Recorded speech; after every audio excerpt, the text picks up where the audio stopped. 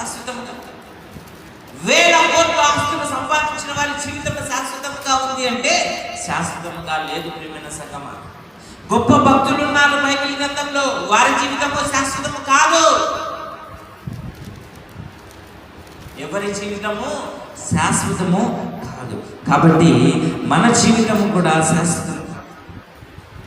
వాక్యంలో మనం గత వారంలో కూడా చూసాం, మన జీవితము ఎటువంటిది అంటే ఇంతలోనే కనబడి అంతలోనే మాయమైపోయే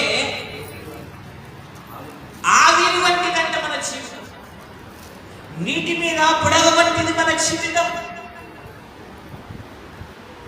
త్రాసు మీద ధూళి వంటిది మన జీవితం. ఈ జీవితం కోసం మనం ఎంతో ప్రయాసపడిపోతుంది. కళ్ళు మూసి కళ్ళు తెరిస్తే మన పరిస్థితి ఎలాగా ఉంటుందో మనకే తెలియదు. అటువంటి జీవితం. మొన్న ఆ హిమాచల్ ప్రదేశ్ ఆ ప్రాంతాలలో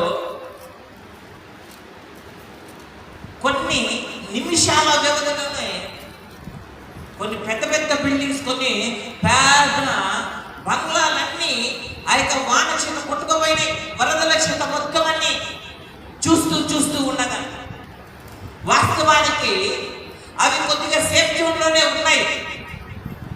కాలువ లేకపోతే యొక్క వరద నీరన్ని ప్రవాహం అంతా ఇట్లా పోతా వచ్చింది అనమాట. మామూలుగా ఇట్లా పైనుంచి ఇట్లా కిందికి వెళ్ళిపోతా వచ్చింది.